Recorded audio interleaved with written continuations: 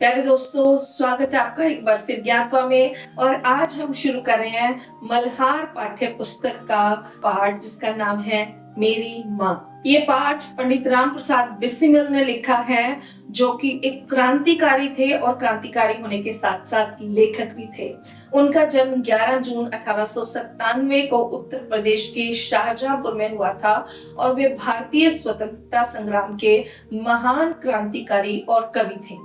उन्हें 30 वर्ष की आयु में ब्रिटिश सरकार ने फांसी दे दी थी और वे कवि, शायर, अनुवादक और साहित्यकार थे। उन्होंने अपनी कविताओं के माध्यम से देशभक्ति का संदेश दिया, जो आज भी युवाओं के लिए प्रेरणा स्रोत है। बिस्मिल उनका उपनाम था। ये एक उर्दू शब्द है जिसका हिंदी में अर्थ होता है आत्मिक रूप से आहत या घायल, जिसे हम बलिदानी भी कह सकते हैं। यह नाम उन्होंने अपने क्रांतिकारी संघर्षों और देश के लिए बलिदान की भावना को दर्शाने के लिए चुना। यही नाम उनके बलिदान और संघर्ष का प्रतीक भी बन गया। बिस्मिल के अतिरिक्त वे राम और अज्ञात नाम से भी लेख और कविताएं लिखते थे। इस पाठ का जो शीर्षक है वो है आत्मकथा। तो राम प्रसाद बिस्मिल की आत्मकथा का एक अंश है। आत्मकथा किसे कहते हैं, ये पाठ क्योंकि आत्मकथात्मक शैली में लिखा है तो ये जानना बहुत जरूरी है। आत्मकथा किसे कहते हैं? आत्मकथा का अर्थ होता है अपनी कथा। दुनिया में अनेक लोग अपने जीवन को कहानी के रूप में लिखते हैं ताकि दूसरे उनके जीवन के विषय में जान सकें। प्रस्तुत पाठ प्रसिद्ध स्वतंत्रता सेनानी राम प्रसाद बिस्मिल की आत्मकथा का अंश है। राम प्रसाद बिस्मिल एक क्रांतिकारी थे और अंग्रेजों के विरुद्ध स्वतंत्रता आंदोलन में भाग ले रहे थे। अंग्रेज भारतीयों पर अत्याचार करते थे। जेल में स्वतंत्रता सेनानियों को तरह तरह से यातनाएं देते थे। ऐसे वातावरण में उन्होंने आत्मकथा लिखी होगी ताकि वो अंग्रेजों की करतूतों को लोगों तक पहुंचा सकें और लोगों में आजादी के लिए एक नया जोश और जुनून भर सकें। उन्होंने अंग्रेजों की कड़ी निगरानी के बावजूद इस आत्मकथा को बाहर भेजा और उनके मित्रों ने इसे प्रकाशित करवाया। यह उनके अदम्य साहस और निडरता का प्रतीक है। राम प्रसाद बिस्मिल ने आत्मकथा जेल में इसलिए लिखी होगी क्योंकि वे अपने विचारों, कठिनाइयों, अपने अनुभवों और स्वतंत्रता के लिए किए गए अपने संघर्ष को व्यक्त करना चाहते थे। जेल में रहते हुए उन्होंने अपने अनुभवों को और विचारों को लिखकर दूसरों तक पहुंचाने का अवसर समझा। अब समझते हैं कि इस पाठ को पढ़ाए जाने का उद्देश्य क्या है। इस पाठ को पढ़ाए जाने का उद्देश्य है कि बच्चों को ये बताना कि माँ केवल जन्म ही नहीं देती बल्कि वह बालक में संस्कार डालती है, उसके चरित्र निर्माण का काम करती है और उसे महान कार्य करने के लिए प्रेरित भी करती है।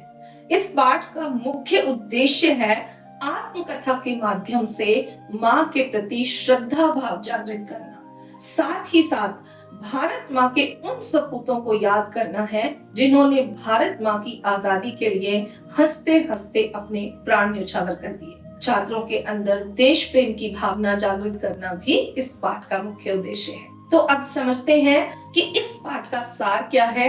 राम प्रसाद बिस्मिल जी ने अपनी आत्मकथा में अपनी माँ के लिए क्या लिखा है। ये उनकी आत्मकथा का अंश है, तो उनके मन में अपनी माँ के लिए जो भाव थे वो क्या है। प्रस्तुत पाठ में राम प्रसाद बिस्मिल जी ने बताया है कि किस प्रकार लखनऊ कांग्रेस में उनकी जाने की इच्छा थी, परंतु दादी और पिताजी उन्हें इसकी अनुमति नहीं दे रहे थे। उनका साथ उनकी माँ ने दिया और उन्हें खर्चा देकर वहां भेजा। उन्होंने शाहजहांपुर की सेवा समिति में भी सहयोग देना आरंभ किया। हर काम में उनकी माँ उनका साथ देती थी, चाहे उन्हें पिता से डांट फटकार ही क्यों ना सहन करनी पड़ी हो। उनके जीवन में उनकी माँ और उनके गुरुदेव सोमदेव जी का बहुत बड़ा योगदान था।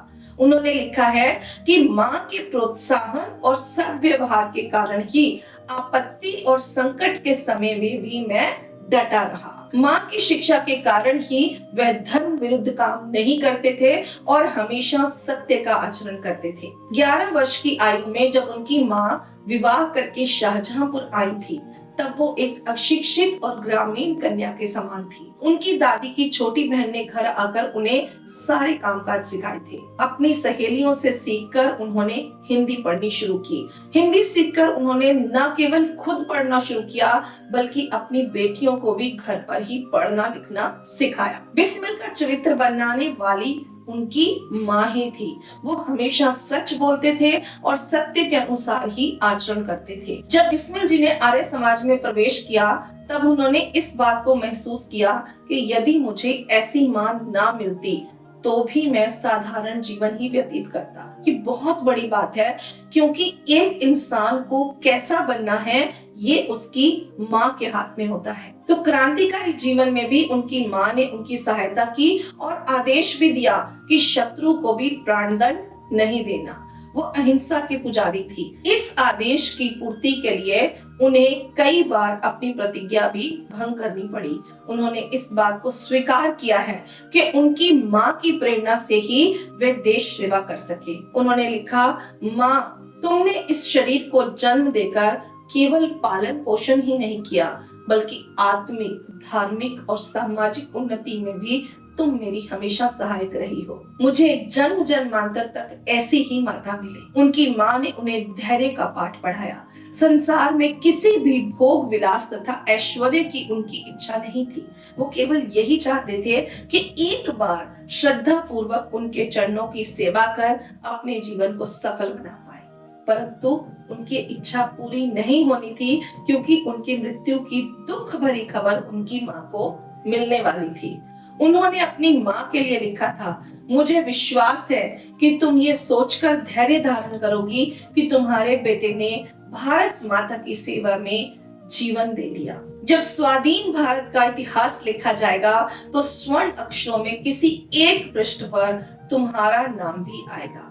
मुझे ऐसा आशीष दो कि अंतिम समय में भी मैं विचलित ना हूं और तुम्हारे चरण कमलों को प्रणाम कर मैं परमात्मा का स्मरण करता हुआ इस शरीर को त्याग दूं। उन्होंने गुरु गोविंद सिंह के बच्चों के बलिदान का उदाहरण देकर स्पष्ट किया है कि किस प्रकार उनकी मृत्यु पर उनकी पत्नी मन ही मन प्रसन्न हुई थी कि उन्होंने अपने धर्म की रक्षा के लिए अपने पुत्रों का बलिदान कर दिया। ये पाठ हमें सदैव माँ के उपकारों को याद रखने और सदा माँ के लिए सब कुछ समर्पित करने की प्रेरणा देता है। आप समझते हैं शब्दार्थ। दंड यानी सजा, अनुरोध अर्थात विनती, प्रोत्साहन हिम्मत बढ़ाना, संकट मुसीबत, संकल्प दृढ़ निश्चय, सद्व्यवहार अच्छा व्यवहार, दीवानी मुकदमा अर्थात धन या धन से संबंधित कोई मुकदमा, प्रभाव असर, वकालतनामा मुकदमे की पैरवी का अधिकार पत्र, आवश्यकता जरूरत, खारिज अस्वीकृत करना, अशिक्षित अनपढ़, नितांत पूर्णतया, हस्ताक्षर दस्तखत, शिक्षित अर्थात पढ़ी लिखी, अक्षर बोध अर्थात वर्ण ज्ञान, वार्तालाप अर्थात बातचीत, जीवन निर्वाह करना आजीविका कमाना, क्रांतिकारी अर्थात किसी प्रकार का परिवर्तन करने वाला या परिवर्तनकारी, देवनागरी भारत की भाषा लिपि जिसमें हिंदी, संस्कृत, मराठी आदि भाषाएं लिखी जाती है। आर्य समाज महर्षि दयानंद द्वारा स्थापित एक संस्था। मेजनी इटली के एक राष्ट्रवादी दल का सेनापति जो इटली का मसीहा था जिसने लोगों को एक सूत्र में बांधा। जन्मदात्री जन्म देने वाली, जननी माता, ऋण कर्ज अवर्णनीय वर्णन न करने योग्य, प्रयत्न कोशिश, श्रेय यश, उऋण कर्ज से मुक्त, स्नेह प्यार, ताड़ना दंड देना और धृष्टतापूर्ण यानी उद्दंडता, अधीर धैर्यहीन, सांत्वना ढाढ़स बंधाना, ऐश्वर्य वैभव, स्वाधीन आजाद, रक्षार्थ रक्षा के लिए, वर अर्थात वरदान, विचलित अस्थिर, स्मरण याद करना। अब हम चर्चा करते हैं इसके बहुविकल्पीय प्रश्नों पर यानी एमसीक्यूज पर। तो पहला प्रश्न है, लेखक की कहां जाने की इच्छा थी? विदेश, कलकत्ता, कांग्रेस या मुंबई? और सही उत्तर है ग कांग्रेस। प्रश्न नंबर 2, कौन लेखक का विरोध करता था? माताजी, पिताजी, दादी जी, पिताजी और दादी जी दोनों? और सही उत्तर है घ पिताजी और दादी दोनों। अगला प्रश्न, लेखक को खर्च कौन देता था? माताजी, पिताजी, दादी या दादाजी? और सही उत्तर है क, माताजी। माताजी ही उन्हें खर्च देकर भेजा करती थी। अगला प्रश्न है, शाहजहांपुर में किस संस्था का आरंभ हुआ? कांग्रेस, सेवा समिति, आरएसएस या सेवा सदन? और सही उत्तर है ख, सेवा समिति। अगला प्रश्न है, लेखक के गुरु का नाम क्या था? दयानंद, सरस्वती, विवेकानंद या सोमदेव? और सही उत्तर है घ, सोमदेव। अगला प्रश्न, वकील लेखक से क्या करवाना चाहते थे? उनके पिताजी के हस्ताक्षर, वकालत, पूजा या फिर सत्य आचरण? और सही उत्तर है क, उनके पिताजी के हस्ताक्षर।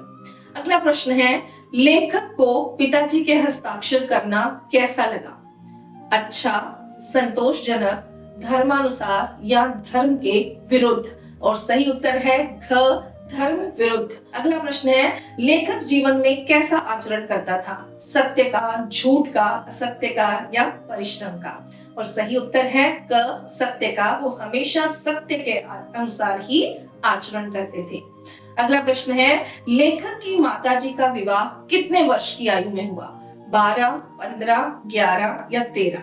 तो लेखक की माताजी का विवाह 11 वर्ष की आयु में हुआ था, इसलिए सही उत्तर है ग। अगला प्रश्न है, लेखक की माताजी का विवाह कहाँ हुआ? मध्य प्रदेश, शाहजहांपुर, पंजाब या केरल? और सही उत्तर है शाहजहांपुर। अगला प्रश्न है, लेखक की माताजी ने लेखक के जन्म के कितने वर्ष बाद पढ़ना लिखना शुरू किया? 8, 9, 4, 5 या 7 या 1, 2? तो लेखक की माताजी ने लेखक के जन्म के 5 या 7 साल बाद पढ़ना शुरू किया था, इसलिए सही उत्तर है ग। अगला प्रश्न है, माताजी को कौन पढ़ाता था? उनकी सखी सहेलियां, दादी, पिताजी या फिर दादाजी? और सही उत्तर है क, उनकी सखी सहेलियां। अगला प्रश्न है, लेखक ने किस संस्था में प्रवेश किया? शिवसेना, आर्य समाज, सनातन संस्था या राष्ट्रीय सेवक संघ? और सही उत्तर है ख, आर्य समाज। लेखक ने आर्य समाज में प्रवेश किया था।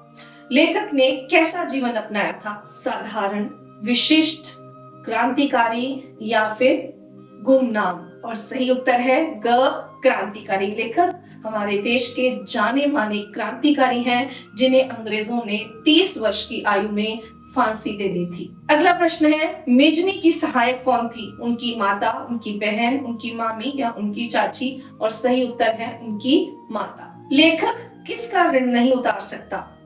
माता, भाई, चाचा या पिता? और सही उत्तर है माता।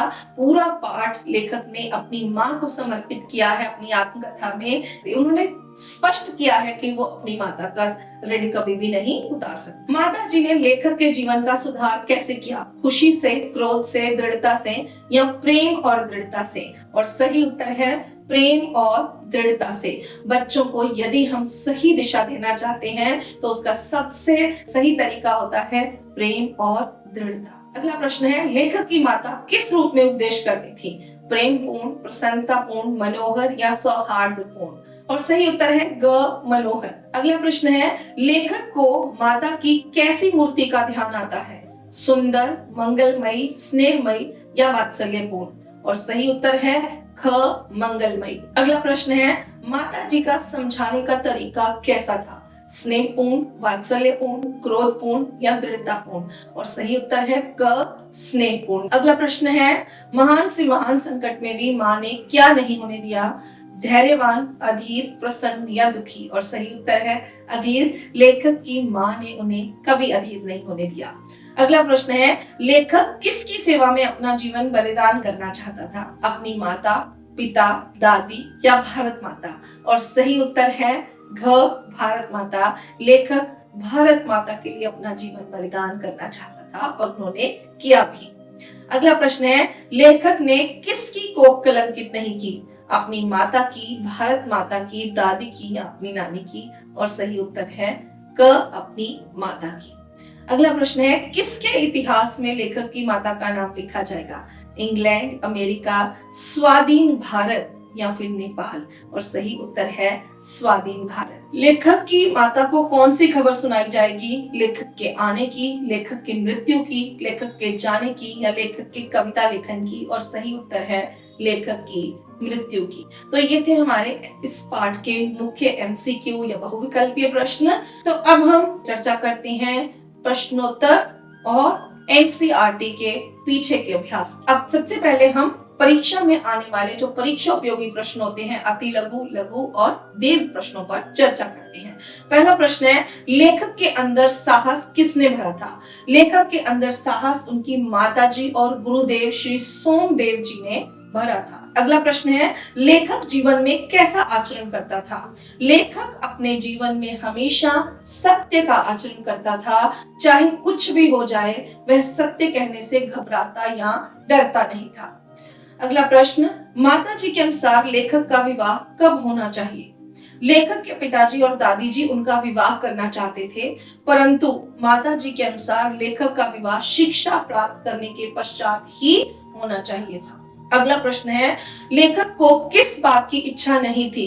लेखक को संसार में किसी भी प्रकार के भोग विलास तथा ऐश्वर्य की इच्छा नहीं थी। अगला प्रश्न, माताजी ने क्रांतिकारी जीवन में लेखक की सहायता कैसे की? माताजी ने क्रांतिकारी जीवन में लेखक की वैसी ही सहायता की जैसे मेजनी की सहायता उनकी माता ने की थी। लेखक की आखिरी इच्छा क्या थी?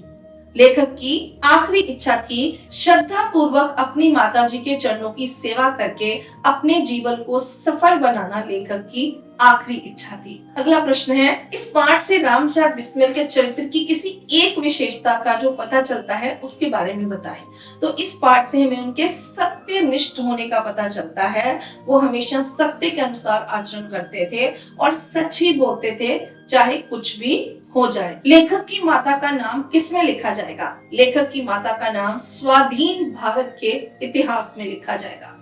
वकील साहब ने लेखक से क्या अनुरोध किया? कुछ आवश्यकता पड़ने पर वकील साहब ने लेखक को बुला भेजा और उनसे पिताजी के वकालतनामे पर हस्ताक्षर करने का अनुरोध किया। अगला प्रश्न है, माताजी को डांट फटकार क्यों सहनी पड़ती थी? लेखक सेवा समिति और देशभक्ति कार्यों में बड़े उत्साह के साथ सहयोग देता था।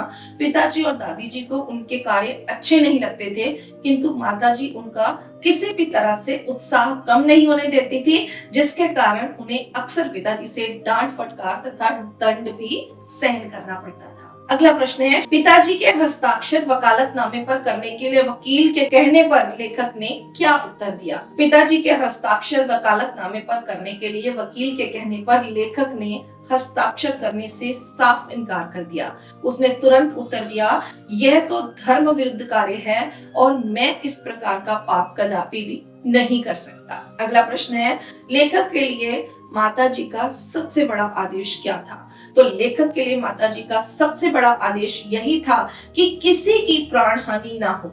उनका कहना था कि अपने शत्रु को भी प्राणदंड नहीं देना चाहिए। अगला प्रश्न है, लेखक के धृष्टतापूर्ण उत्तर देने पर माँ क्या कहती थी? लेखक के धृष्टतापूर्ण उत्तर देने पर माँ प्रेम भरे शब्दों में यही कहती थी कि तुम्हें जो अच्छा लगे वो करो, किंतु ऐसा करना ठीक नहीं, इसका परिणाम अच्छा नहीं होगा। सोचिए उनकी माँ में कितना धैर्य था कि वो उन्हें इतने प्यार से और दृढ़ता से समझाती थी कि लेखक अपने आप ही कोई गलत काम नहीं करते थे। अगला प्रश्न है, माँ लेखक की कौन सी उन्नति में सहायक रही? लेखक का कहना है कि उसकी माँ ने उन्हें जन्म देकर केवल पालन पोषण नहीं किया, बल्कि आत्मिक, धार्मिक तथा सामाजिक उन्नति में वो सदैव लेखक की सहायक रही।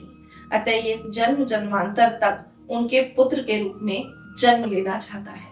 अगला प्रश्न है, गुरु गोविंद सिंह की पत्नी ने अपने पुत्रों की मृत्यु की खबर सुनकर क्या किया?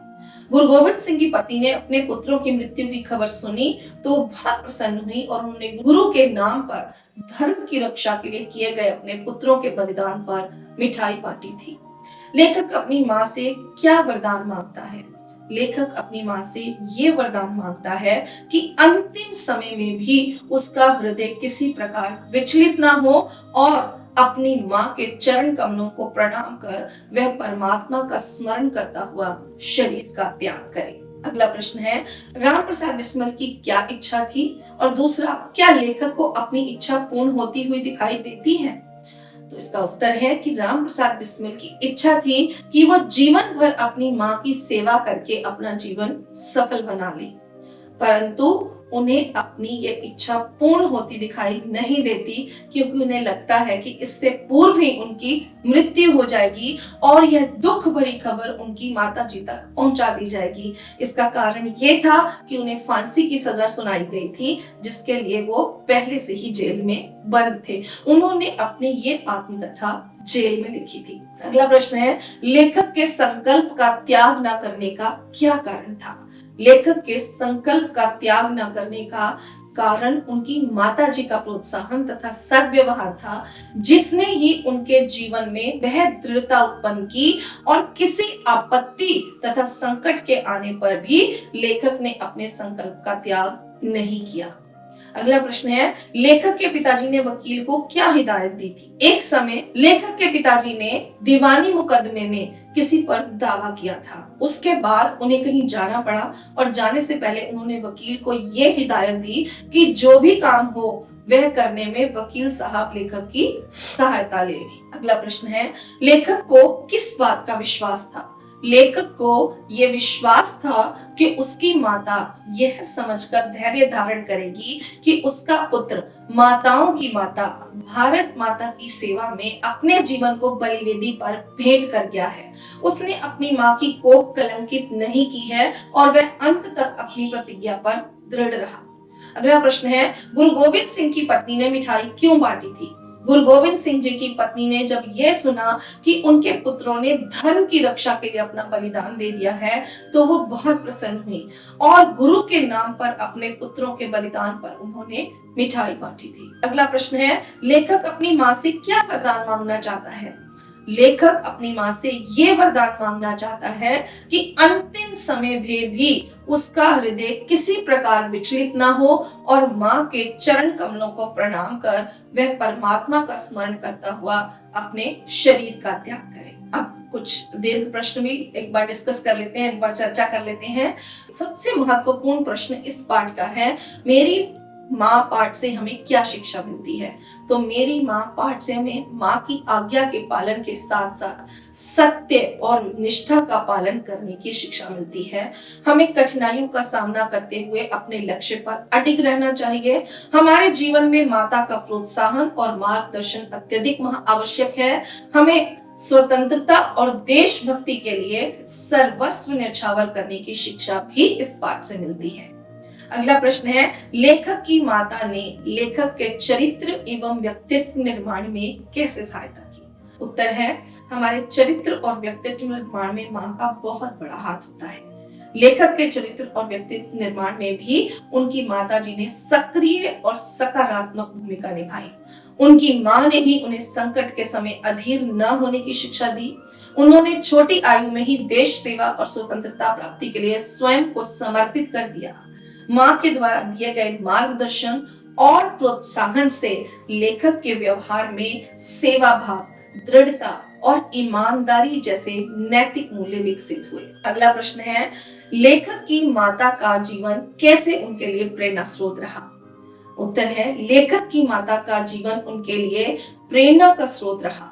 जब वो विवाह कर आई थी, उस समय वो एक अशिक्षित बालिका थी, परंतु उन्होंने अपनी दृढ़ इच्छा शक्ति एवं अथक प्रयास से स्वयं पढ़ना लिखना सीखा और अपनी पुत्रियों को भी स्वयं पढ़ाया।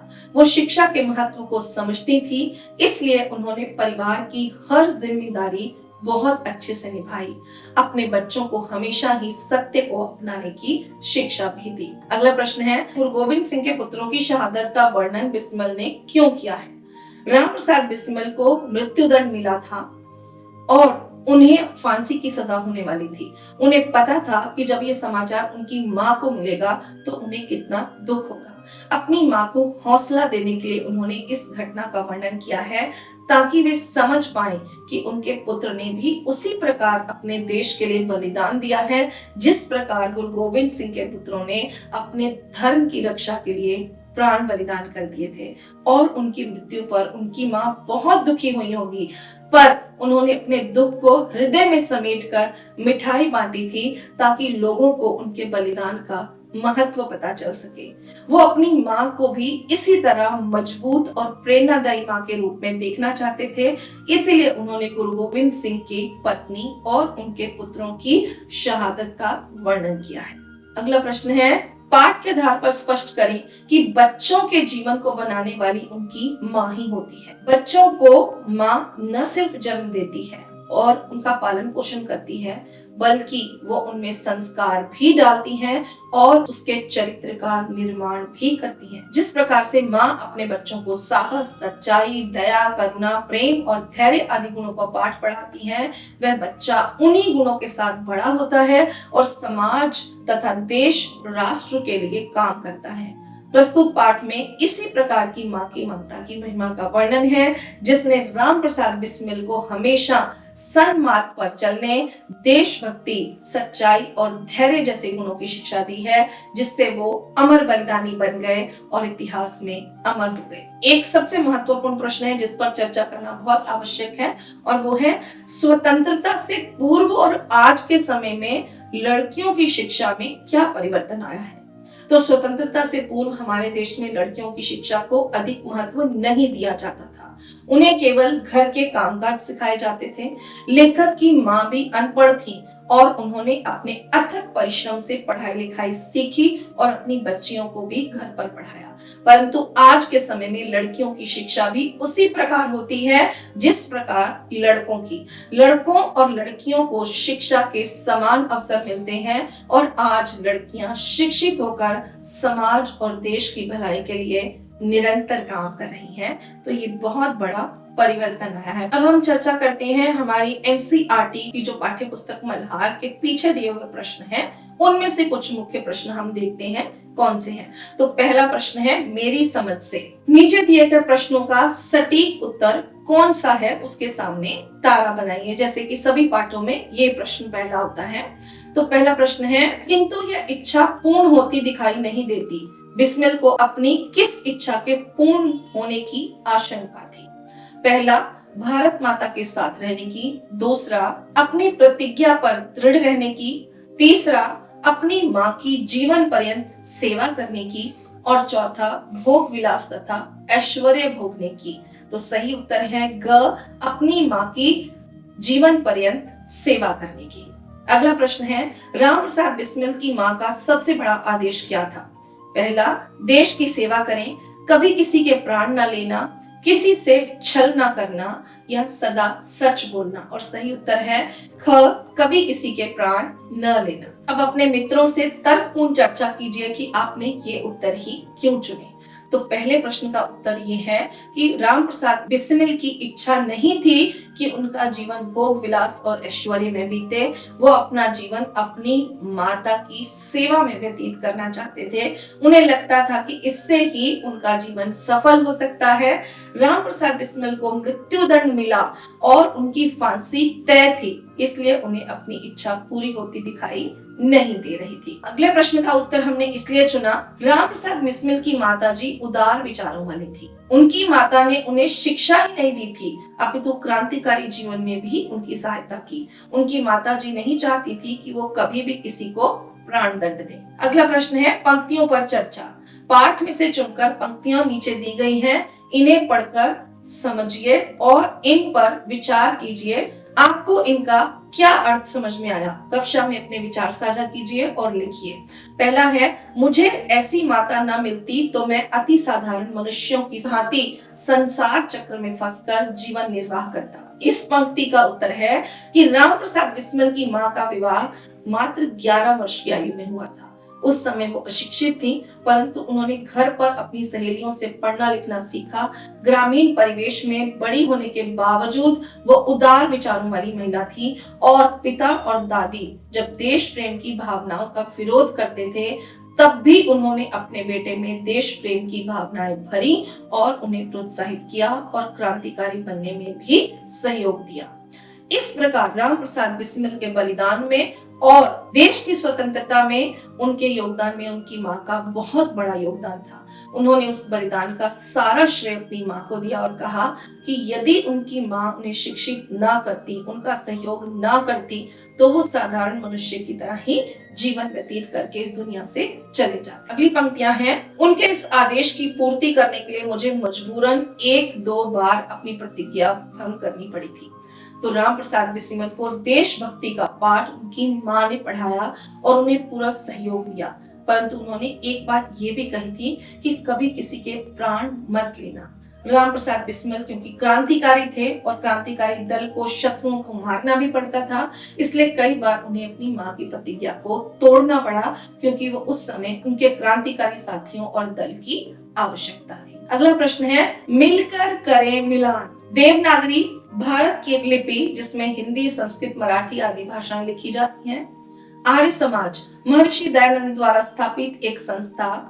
मेजनी इटली के एक राष्ट्रवादी दल का सेनापति जो इटली का मसीहा था, जिसने लोगों को एक सूत्र में बांधा। गुरु गोविंद सिंह सिखों के 10वें गुरु जिन्होंने खालसा पंथ की स्थापना की थी। अगला प्रश्न है, सोच विचार के लिए पाठ को एक बार फिर से पढ़िए और दिए गए प्रश्नों के बारे में पता लगाकर अपनी लेखन पुस्तिका में लिखिए। बिस्मिल की माताजी जब ब्याह कर आई तो उनकी आयु काफी कम थी, फिर भी उन्होंने स्वयं को अपने परिवार के अनुकूल कैसे ढाला।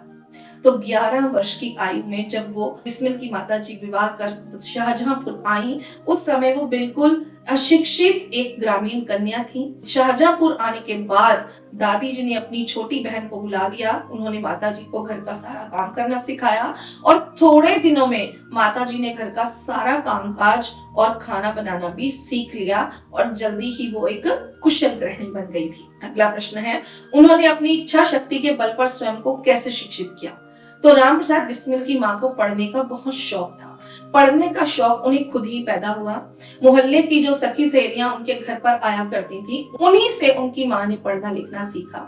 इस प्रकार घर का सब काम करने के बाद जो कुछ समय मिल जाता उसमें वो पढ़ना लिखना करती और इस तरह अपने परिश्रम से उन्होंने स्वयं को शिक्षित किया और हिंदी की पुस्तकें पढ़ने लगी। अगला प्रश्न है, बिस्मिल को साहसी बनाने में उनकी माँ ने क्या सहयोग दिया। तो बिस्मिल को साहसी बनाने में उनकी माता ने हमेशा सहयोग दिया। जब लेखक राम प्रसाद बिस्मिल लखनऊ कांग्रेस जाना चाहते थे और दादी और पिताजी विरोध कर रहे थे, तब उनकी माताजी ने उन्हें वहां भेजने के लिए खर्च के पैसे भी दिए और उन्हें प्रोत्साहित भी किया। वो हमेशा कठिन से कठिन घड़ी में अधीर नहीं होने की शिक्षा देती थी। उन्होंने कभी उनका उत्साह कम नहीं होने दिया, चाहे इसके लिए उन्हें अपने पति से डांट फटकार अथवा दंड ही क्यों न सहन करना पड़े।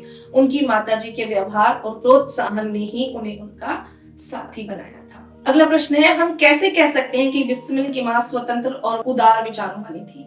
बिस्मिल की माँ स्वतंत्र एवं उदार विचारों वाली महिला थी, क्योंकि परिवार की इच्छा के विरुद्ध उन्होंने बिस्मिल को लखनऊ कांग्रेस में भाग लेने भेजा और खर्च के लिए पैसे दिए।